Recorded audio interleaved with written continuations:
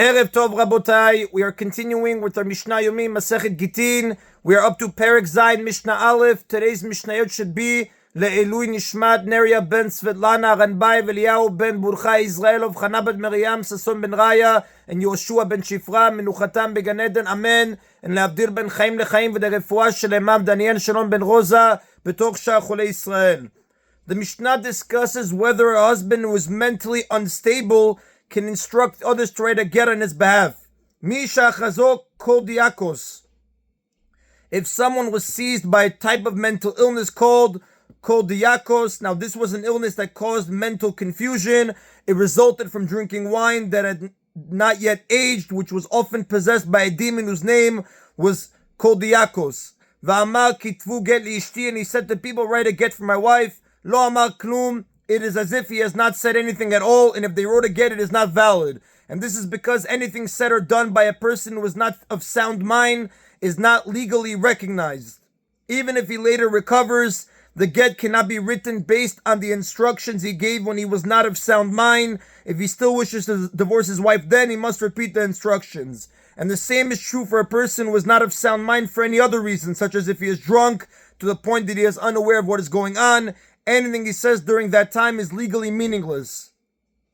Amar kitfu get lishti. However, if the husband said, write a get for my wife while he was normal, v'chazo kol diakos, and afterward he was seized by an attack of kol diakos, v'chazav amar al tichtevu, and he then said, do not write the get, and dvarav acharonim klum, his last statement is considered nothing since he said it when his mind was unbalanced. So the get may be written on the husband's behalf following his original instructions. Now the Mishnah does not mean that they can write the get while the husband is still stricken with kol diakos. Since the husband himself cannot write the get at that time, others cannot write it for him. Rather, the Mishnah discusses a case where the husband became healthy again. The Mishnah teaches that the get cannot be written without getting new instructions from the husband. Since his original instructions were valid and his cancellation of them was not, his original instructions still stand. Now the Mishnah discusses the law where the husband was not stricken by kol diakos, but lost his ability to speak because of an illness. The Mishnah teaches whether a get may be written if the husband gestures what he wants done. Nishtatek.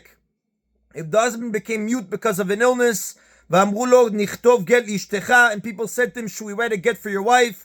V'ilkin berosho, he nodded his head in agreement. They may not write a get based on his nodding alone, since he has lost the ability to speak.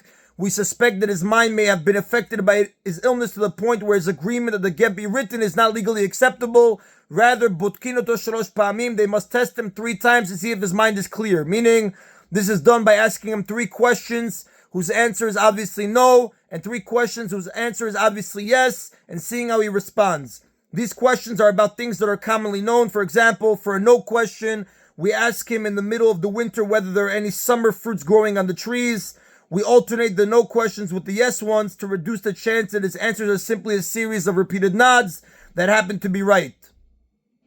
Im amar alav lav, if he answers no to the no questions, val hen hen, and yes to the yes questions, that is, he nodded his head as is normally done to indicate no to the no questions, and he nodded his head in a way that indicates yes to the yes questions, we can assume that his mind is clear, and they may then write a get and give it to his wife.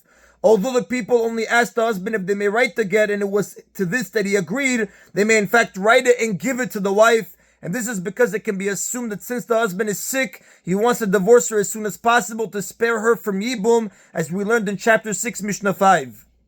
And that is the end of Mishnah Aleph. Mishnah Bet discusses the laws concerning a normal man who tells others to write a get for him. Amru lo, if people said to him, Nichtov get lishtecha, should we write a get for your wife? Amar lem kitovu, and he answered them, yes, write it. Now the husband is either very ill or he is about to leave on a dangerous trip.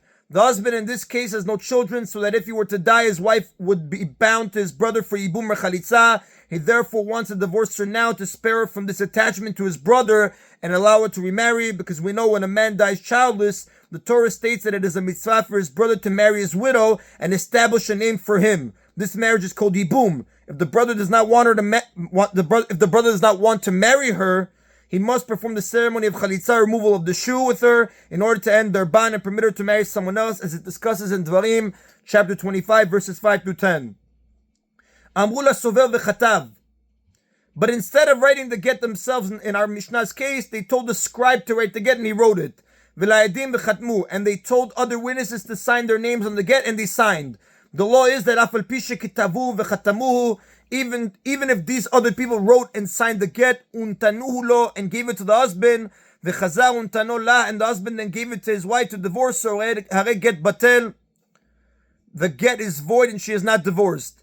This is because the original agents were empowered only to write and sign the get themselves. They did not have the right to appoint others to do so. As we learned in chapter 6, Mishnah 7, when a husband tells people to write and give a get for him, he means they should do it themselves.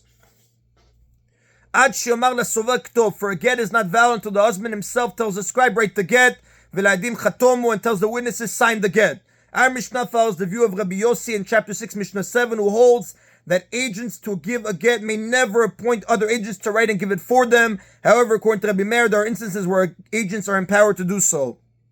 Now, back to our Mishnah. Since the new scribe and witnesses were not authorized to write and sign the get, it is not a valid get, and the husband may not divorce his wife with it. Even though the husband is now willing to use this get, still it's no good since it was written and signed by people who were not authorized to write and sign it. The get was never valid and cannot be used. And that is the Rabotai of today's Mishna Yomi. Baruch Adonai Leolam. Amen v'amen.